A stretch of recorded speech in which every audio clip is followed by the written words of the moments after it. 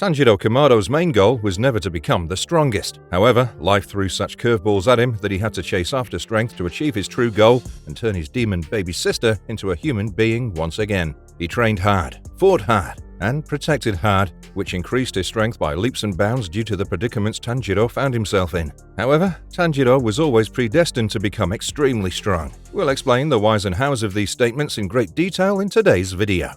Who is Tanjiro Kamado? How did he get involved with demons? The story of Demon Slayer is set in the Taisho period, with Tanjiro Kamado as the protagonist. His journey began as the son of a charcoal-selling family. He came from a modest household in the mountains where he lived happily with his mother and 5 younger siblings. He used to carry coal to the towns to earn a livelihood and support his humble family. Since the patriarch of the family, Tanjiro Kamado, had passed away prior to the beginning of the main story, Tanjiro had to step up as a father figure to his siblings as the eldest of the lot. One day, he goes to the town to sell coal for the new year, but takes refuge in the house of an old man at night on the way back home due to the threat of the demons, which grew significantly higher at night. The next morning, he rushes back home to find that his entire family has been slaughtered, except his sister Nezuko, whose life seems to be hanging by a thread. Tanjiro picks Nezuko up and tries to take her to the nearest doctor. However, she's revealed to have transformed into a demon as she attacks him. He's unable to fend her off due to her superhuman strength and begs her to retain her humanity, which results in Nezuko crying.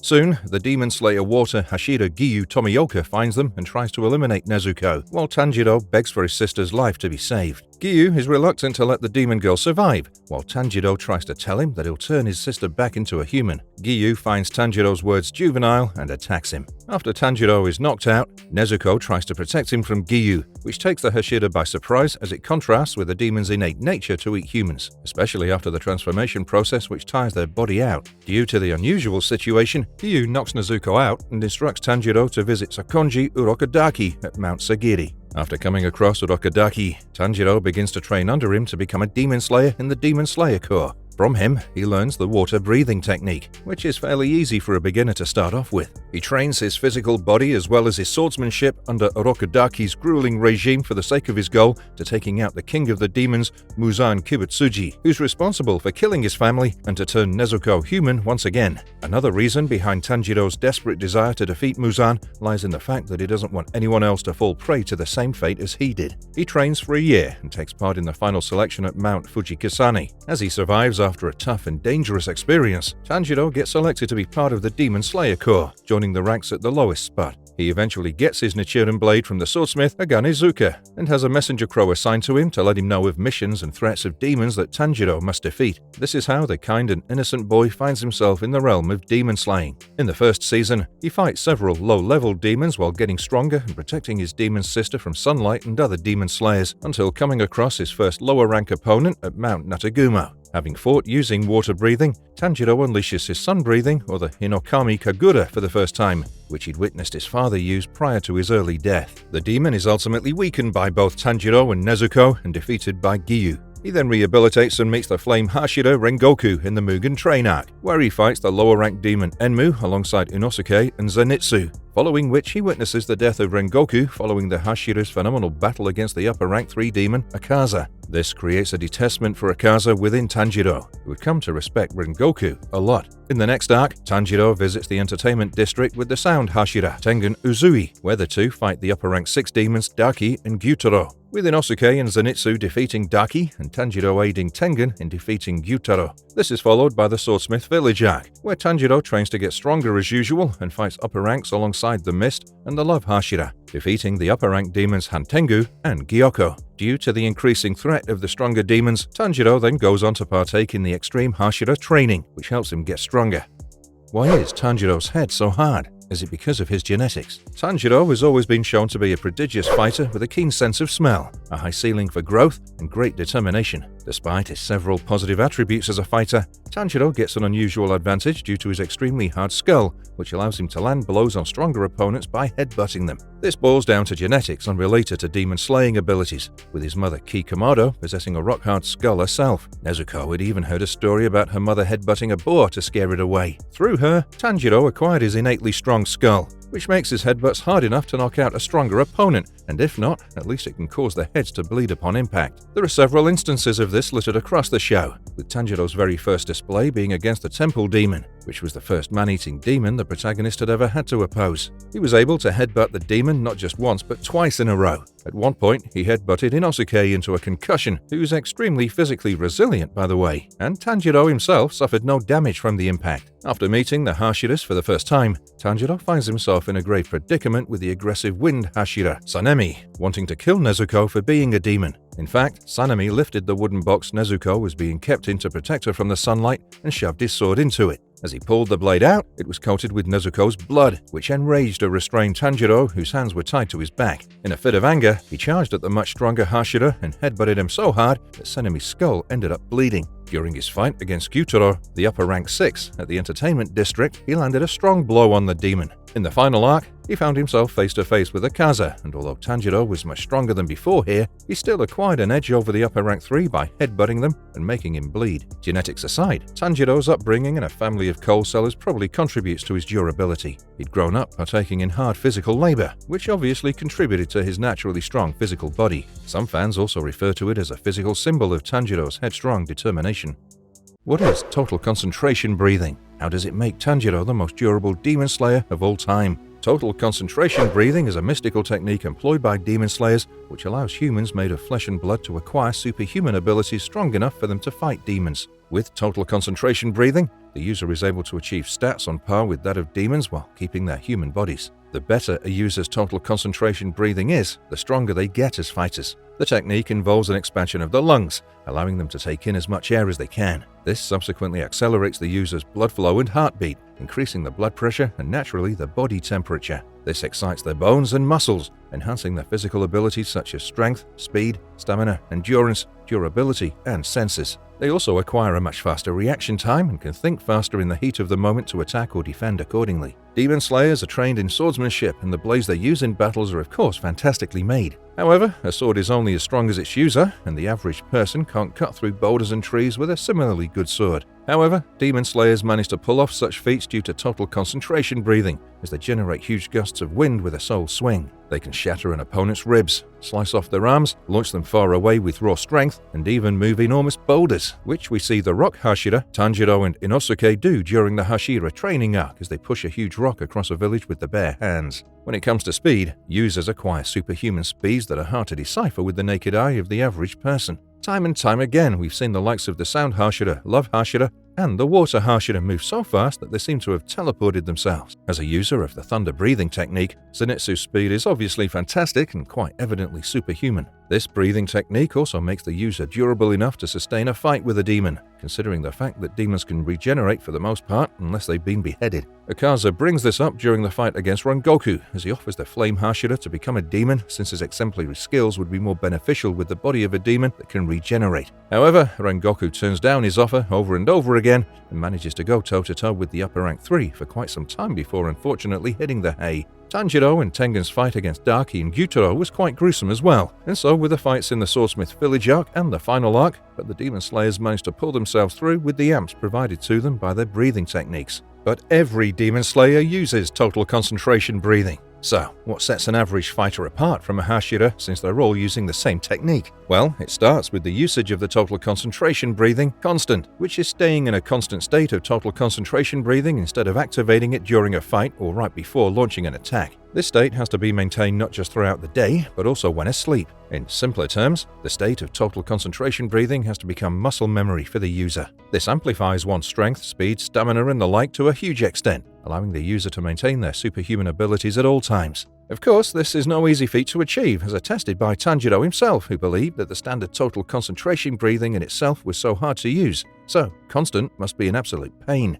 However, on seeing how much stronger his peer Kanao had become due to achieving constant, he dedicated himself to the same goal. As Tanjiro's training began, he soon felt like dying due to how difficult it was. His head and lungs hurt, and his eardrums pounded to no end, so much so that he thought his heart was going to come out of his ears. The regime began with Tanjiro blowing his breath into a special gourd to make it break apart, which was much harder than the standard gourd. Once one gourd was broken, it'd be replaced by a larger gourd of the same special type, up until the final gourd to be cracked apart was a chair-sized one. Naturally, this required lung power and allowed Tanjiro to increase the power of his breath and lungs. For this, he had to physically train himself by running around in the morning, holding his breath, and meditating to improve his concentration. It took him about 15 days to start seeing proper results, with his lungs getting stronger and stamina growing by a great margin. He soon managed to stay in a state of total concentration breathing throughout the time he was awake, breaking the technique subconsciously while being asleep. To counter that problem, he asked Kyo, Naho, and Sumi to hit him whenever he broke the state while sleeping.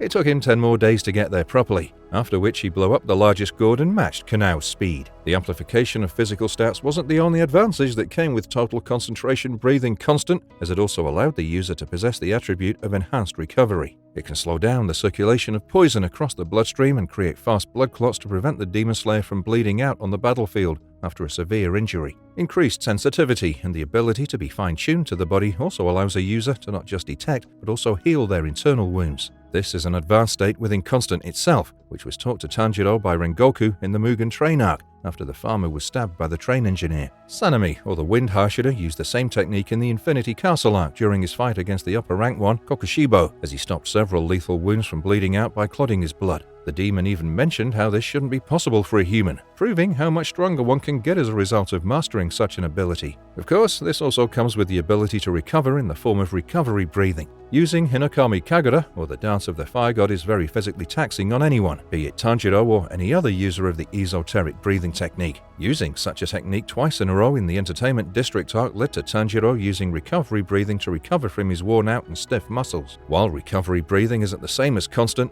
one would first need to master Constant before they can enjoy the benefits of recovery breathing. What was Tanjiro's first breathing style? Can he unleash its full potential? With Gyu Tomioka being the first Demon Slayer Tanjiro met and having trained under Orokodaki, Tanjiro's journey started off with him learning the water breathing technique, which was one of the main breathing techniques, directly derived from the original sun breathing. Back then, Tanjiro was also not aware of the fact that he was more suited to Hinokami Kagura, so he stuck to using water breathing. This breathing style mimics the flow, flexibility, and versatility of water as the user bends their arms, swords, and bodies in a fluid motion to replicate the movement of water. The visualization of water, as seen in the manga and more so in the anime, is, however, a visualization, not just for water breathing but for any breathing technique. The elements are not manifested in the physical reality. The technique was created long ago, during the era of Yoriichi Sugikuni, the very first person to use a breathing technique, the sun breathing, at that. While Yoriichi tried to teach sun breathing to the others, especially to the Demon Slayers, no one managed to pull off the feat. Instead, several other elemental breathing techniques were derived, with water breathing being one of them. The likes of Sakonji Urokodaki, Gyu Tomioka, and Sabito are and were water breath users to the core. Gyu had also wished for Tanjiro to succeed him. However, Tanjiro, although proficient, didn't have a body suited for this technique, since his core technique was always destined to be sun breathing. While Tanjiro did switch to sun breathing as his go-to, he continued to use water breathing when and if the situation called for it. For example, he'd use water breathing to take out weaker opponents, and even did so during the Swordsmith Village arc to prevent his body from tiring itself out from performing the dance of the fire god. Throughout the show, we see Tanjiro using 10 forms of water breathing. The first form is Water Surface Slash, where he generates momentum to create a concentrated and effective slash on the opponent. In the second form, known as the Water Wheel, the user leaps and spins forward vertically, allowing the body to release a flowing attack in a circular motion. This form is later improved, creating the lateral water wheel, where the vertical spin is swapped out for a horizontal one. The third form is called the flowing dance, where the user opts for a winding motion to swing and bend their body as well as blade in a flowing dance, subsequently cutting everything in their path. Fourth form, striking tide, follows an array of slashes that the user makes while twisting the body and sword in a way similar to the third form, but instead of one blow, it generates multiple blows at once. Like the second form,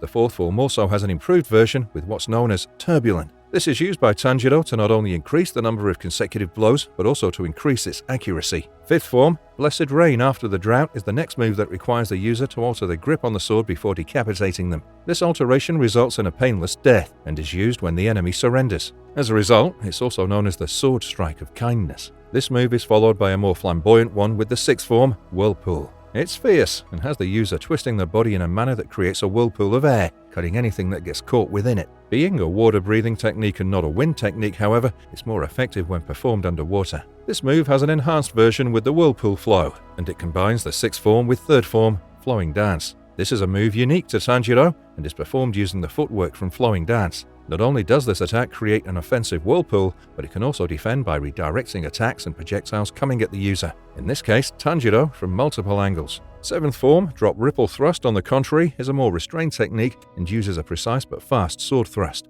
Its improved version, known as drop ripple thrust curve, is used to nullify the impact of moving objects by thrusting the sword from specific angles. Eighth form, waterfall basin, revolves around the user making a vertical cut in a flowing motion, mostly used when they're falling downward. This is followed by the ninth form, splashing water flow turbulent, where the swordsman changes the footwork to move without limits in places where there are no solid footholds. And the final move used by Tanjiro with his water-breathing technique is the 10th form, constant flux, where he performs a continuous attack that flows to take the form of a water dragon. Each rotation creates momentum, which in turn increases the power of the attack. From this, we can deduce that Tanjiro has always been quite capable of pulling off the water-breathing technique. However, this breathing style isn't the one that comes naturally to him, and as a result, he can't draw out its full potential. During Tanjiro's fight against Rui, the final blow had been landed by Gyu Tomioka, who's a more capable user of the same technique. He opted for his personal 11th form, Dead Calm, where all body movements of the user come to a halt and they enter a state of tranquility. In this state, any attack can be blocked, cut, and deflected with phenomenal speed. With one move, Gyu showed us that the gap between Tanjiro and Gyu as demon slayers, more specifically as users of the water-breathing technique, was way too high. What's interesting here is that Gyu wanted Tanjiro to succeed him as the user of water-breathing because he himself believed that he wasn't a rightful successor to Urokodaki and Sabito. However, Tanjiro's destiny was never to master this technique. He was able to use it due to his determination, because he trained under a former water Hashira, and because water-breathing, although hard to master, is easy to start off with. How far can Tanjiro smell his opponents coming from? How can he smell the future? And how does he counter an opponent using similar abilities against him? From the very beginning, Tanjiro was shown to have a strong sense of smell. He could smell not just demons, but also incoming threats. For example, before training with Urokodaki on Mount Sagiri, Tanjiro evaded the former water Hashira's traps while he was being tested, and he was able to pull this feat solely due to his sharp smell. This in turn impressed Urokodaki, and he took Tanjiro as his student. Even before his life was ruined by Muzan, Tanjiro was known around his village for his strong sense of smell, as he could pick up on very subtle scents from long distances and track their locations with great accuracy. After becoming a demon slayer, he learned about the concept of the opening thread sensing, which allowed demon slayers to know exactly when, how, and where to strike a demon to behead them. And for him, he sensed this opening thread by using his keen sense of smell. Tanjiro can also perceive one's feelings, thoughts, intentions, strength level, and the likes by smell. And those being sensed with Tanjiro don't necessarily have to be demons, but it can also be humans and animals. This brings us to the Swordsmith Village arc, where Tanjiro polished his swordsmanship by training with the mechanical Yoriichi Type 0. This training regime further enhances his extrasensory perception, allowing him to smell the future, allowing Tanjiro to predict up to the next 6 moves of his opponents. He also learned how to predict the future intentions of others, and in turn helped him unlock reflexes and movements as refined as that of a Hashira. Another impressive thing here would be how Tanjiro was able to smell a non-living object, since Type 0 was of a mechanical nature. This ability amp proved to be of great use during Tanjiro's fight in the arc against the upper rank 4, and Tengu, who had several clones, while Tanjiro had to deduce the demon's abilities and find its main body, which would have been undoable for anyone else due to Hantengo shrinking in size to avoid being captured. However, having an extrasensory ability is not unique to Tanjiro alone, and his friends Zenitsu and Inosuke can use it as well, with Zenitsu having great hearing and Inosuke being able to assess the intentions of those around him even while having them away from his field of vision. This is a necessary ability to have as a top-tier demon slayer, as it allows one to gain access to the transparent world, provided they have the Demon Slayer mark, which Tanjiro has almost always had. But we'll get into the details of this a little later. What's important here is another similar esoteric ability,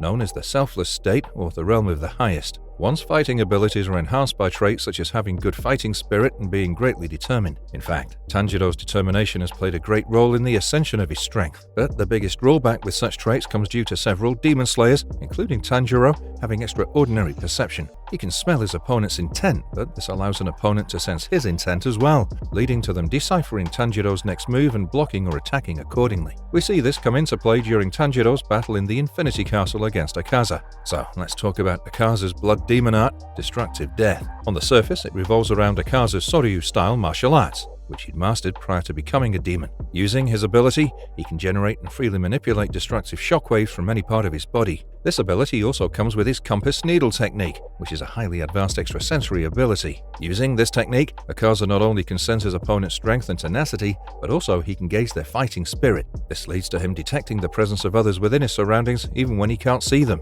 He can tell when, how, and where the attack will come from. To top that off, Akaza can figure out the weaknesses of his targets using this technique and aim for them by instinct alone. This is all made possible due to him being able to sense one's fighting spirit. The compass needle then enhances Akaza's attack efficiency, so much so that they precisely attack the opponent, as if their body vitals are a magnet that's strongly attracting Akaza's fist with unparalleled precision. This was a hard obstacle for Tanjiro to counter. That is until he figured out that the magnet in this case was Tanjiro's fighting spirit. He quickly remembered his moments with his father, who never showed aggression or fighting spirit but was able to fend off a bear. He remembered Inosuke, who could tell who was doing what while not being able to look at them, but at the same time had trouble with assessing an old lady's intentions as she sat behind him because he couldn't sense her. He couldn't sense her because the old lady didn't have the intention to fight him. Meanwhile, Tanjiro's fighting spirit in his long-awaited battle with Akaza was strong, and the stronger the fighting spirit, the more effective Akaza's compass needle. Naturally, Tanjiro's only way out was unlocking his selfless state, where his fighting spirit would cease to exist, causing Akaza's compass needle to become useless.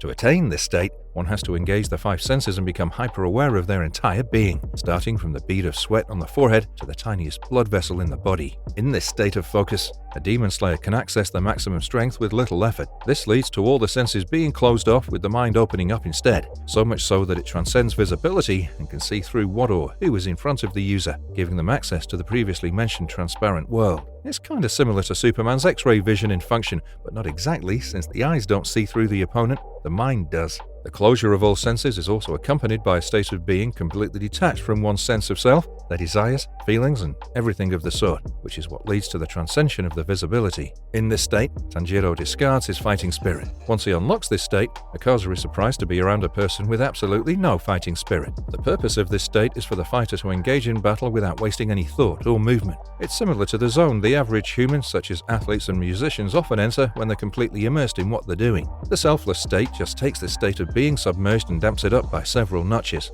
In conclusion, Tanjiro takes away Akaza's battle advantage by shutting down his own senses and discarding his spirit. No thoughts, head empty.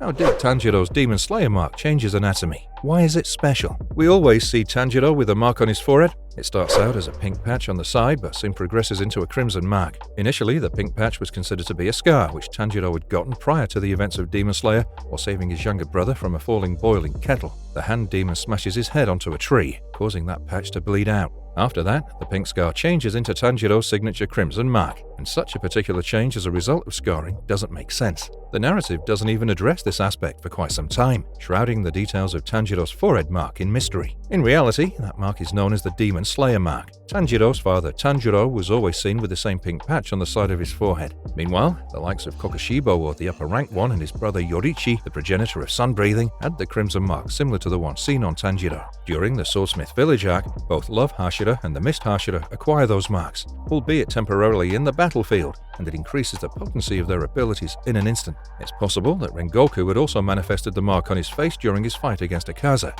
However, his face was also covered by blood at the time, making the presence or the absence of a Demon Slayer mark vague. This is addressed right before the Hashira training arc, as the Mist Hashira is able to give the specifications of his physical state from the time he got his mark. The body temperature exceeding 39 degrees Celsius and the heart rate crossing the 200 BPM threshold was what seemingly led to the mark appearing on a Demon Slayer. So let's go back to the instances where Tanjiro's mark appeared or changed. When he saved his brother from the boiling kettle, the temperature of the heated kettle, combined with Tanjiro panicking and having a heightened heartbeat, led to him developing the pink patch. Against the hand demon, Tanjiro found himself in a real predicament amidst battle against a truly powerful demon, which led to his mark deepening. Due to it being his first experience in such a fight, his body temperature and heart rate must have increased, meeting the requirements for acquiring the mark. So first, the anatomical workings of the body have to be temporarily altered. Then the mark appears, which in turn changes the anatomy of the Demon Slayer's body, making them stronger, faster, swifter, and all in all, more capable. The user's pre-existing abilities are heightened, and they acquire new abilities,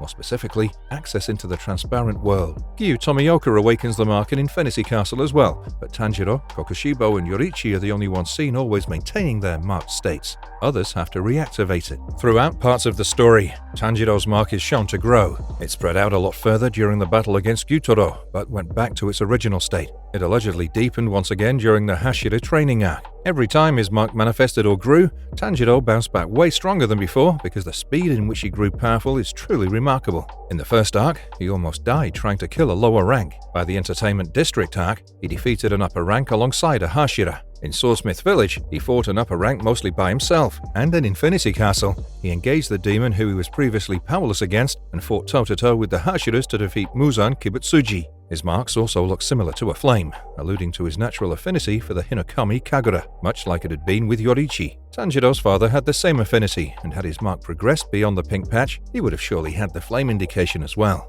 The interesting thing about the mark is that it seems to manifest on others as a result of them being in close physical proximity to a user of the Hinokami Kagura. Let's understand this better. During Yoriichi's time, he was the first person to invent a breathing technique, with Hinokami Kagura being the father of all breathing techniques. However, with different people having different affinities, not everyone could perform the same technique, causing sun breathing to branch out into the likes of water breathing, flame breathing, wind breathing, etc. All the demon slayers of Yoriichi's era ended up manifesting the marks, most probably due to their close physical proximity with Yoriichi. Now, the Hinokami Kagura is a technique that's passed down, not necessarily by blood. At some point, it had been passed down to Tanjiro's ancestors, and with that, plus the mark altering their anatomies, their offsprings acquired similar abilities, leading to Tanjiro having the same mark. He grew up around his father, who already had the pink patch. That physical proximity led to the manifestation of his patch. Every time a Hashira manifested the mark, they were always around Tanjiro, whose mark never disappears. Because it's not possible that a Hashira or any other demon slayer has never been in a state of absolute survival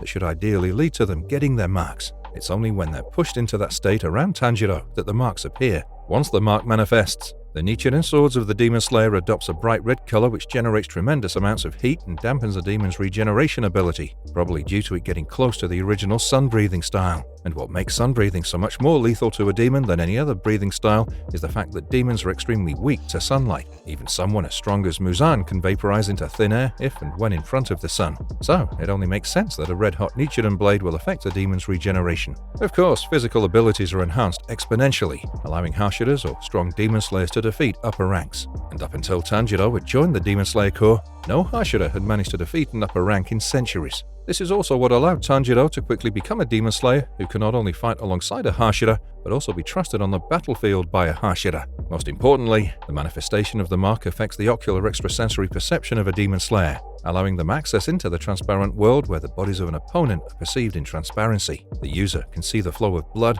movement of muscles, and the likes within the body of a demon. This is then used to predict the opponent's movement and experience a slow motion effect, which increases their reaction as well as the movement speed. So not only does Tanjiro achieve this state himself, his presence allows the others to achieve it as well due to his forehead mark. What is Tanjiro's inherited breathing style? How does he overcome its risks? It was always Tanjiro's destiny to be a user of the sun-breathing technique or the Hinokami Kagura. Even when his father was weak and emaciated, Tanjiro would see him perform the dance of the fire god throughout the night once a year. Back then, he didn't know what sun-breathing or the Hinokami Kagura was, but during his battle against Rui, Tanjiro regained access to an old memory of his father, teaching him the breathing technique. He repeated what he'd learned from his father, performing the Hinokami Kagura for the very first time to almost defeat Rui. However, his body couldn't deal with the fatigue of using the technique, and with Rui regenerating, Gyu Tomioka defeated the lower-ranked demon. With training and utilizing the technique more and more, Tanjiro gradually began to sustain himself while performing such a physically taxing technique. The ability to perform multiple forms one after the other helped him out against Daki. The difference between the other breathing techniques as the Hinokami Kagura is that the latter is a dance, so it's ideally performed in succession, which is why it can be so difficult and physically taxing. Tanjiro used the technique to its full potential when he fought Akaza, but something was still amiss during his fight against Muzan. He cracked the code after witnessing Yoriichi perform the dance and realized that his technique had lots of unnecessary movements, too much footwork, strange wrist angles, excess breathing, and the likes. He removed those excess movements and performed all 12 forms, one after the other, in a chain, connecting the forms like a dance to unlock the 13th form. The breath rhythm ideally used in Hinokami Kagura also prevents the body from experiencing fatigue, creating a situation where one feels like they can perform the dance forever. The tradition of performing this dance goes back by generations. It's not a genetically passed down ability, but instead it's taught from one generation to the next, with the Hinokami Kagura and the Hanafuda earrings being passed down. This is why Muzan was always wary of Tanjiro and his Hanafuda earrings, since they used to be worn by Yoriichi back in the day. While the dance remained in usage, it was only witnessed during the ritual ceremony, where the user offered the fire god the dance from sunset to sunrise in order to thwart diseases and other threats. There were no demon slayers using sun breathing, not until Tanjiro came into the picture. When Tanjiro began to use sun breathing, he realized that it made him a lot stronger and faster than he was when he used the water breathing technique. Let's gloss over all the 13 forms of the dance. In the first form, Enbu or dance, the user creates a downward slash. Its modified version, the dancing flash, combines the fundamental technique of thunder breathing that Tanjiro had learnt from Zenitsu with the vertical slash of the first form. The second form, clear blue sky, requires the user to spin their upper body to generate a 360-degree slash. This is followed by the third form, Raging Sun, where 2 consecutive horizontal slashes are made by the user and can be used to block incoming attacks. In the fourth form, known as Burning Bones Summer Sun, a singular slash is made in a spiraling motion and is often used defensively from mid to long range attacks. The fifth form, known as the Setting Sun Transformation, causes the user to backflip in the air and perform a single slash, decapitating the opponent in one clean strike. This was followed by the sixth form, the Solar Heat Haze, where a strike is made to be enveloped within a heat haze so as to increase its attack potency and also to mask the true strength and location of the blade. Next up, there's the seventh form, Beneficial Radiance, where the user makes an upward swirling slash while spiraling into the air to hit the target. The eighth form,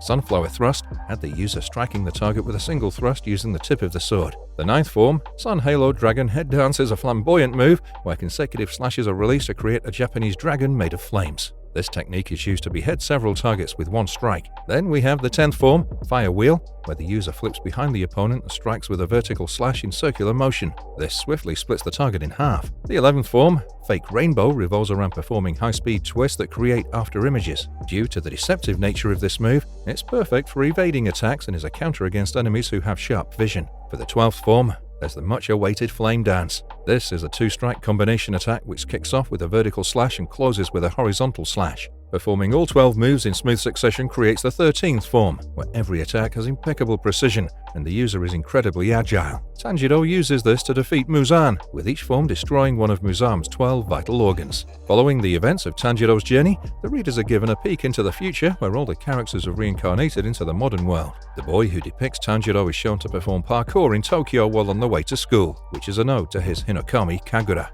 Is Tanjiro a Hashira-level Demon Slayer? Yes, he is very much a Hashira-level Demon Slayer. We've already gone over his growth and his rate of growth in the course of the story. He unlocks and masters every technique and more that a top-tier Demon Slayer is expected to possess, such as total concentration breathing, constant, Demon Slayer marks, being able to see the transparent world, and the likes. Him having an affinity for the Hinokami Kagura predestines him to eventually become a Hashira-level Demon Slayer. Gyu Tomioka himself acknowledges Tanjiro's movements being on par with that of a Hashira during their battle against Akaza. On top of that, he's the only Demon Slayer alive with his mark being constantly present. However, the craziest thing to happen to Tanjiro's anatomy is Muzan taking over it while on the verge of death. Due to the Kamado family being inclined for sun breathing, Tanjiro's demon sister Nezuko could also resist the sun, which is a feat Muzan wanted to pull off desperately. However, Tamayo's antidote had managed to turn Nezuko into a human again, and with Tanjiro's affinity for sun breathing, Muzan passed down his powers as the king of the demons to Tanjiro. This led to Tanjiro becoming a demon with powers on the same level as that of Muzan's. In this state, he was very violent and was shown to care about himself and himself only. However, Tamayo's medicine was able to fix this issue, turning Tanjiro back into a human from the king of demons once again. Tanjiro's demon form was the best out of all demons, due to him being as strong as Muzan, while allegedly being immune to sunlight and being a demon slayer with exemplary skills, increasing the stocks for Demon King Tanjiro. Marvelous verdict: Tanjiro is not the strongest character in the world of Demon Slayer, but he's definitely one of the strongest. His sense of smell, Demon Slayer mark, Hinokami Kagura, and everything in between contribute to him being a top dog in the verse. With this, today's video comes to an end. Did you like the video? Share all your thoughts with us in the comments. Till then, see ya and have a great day.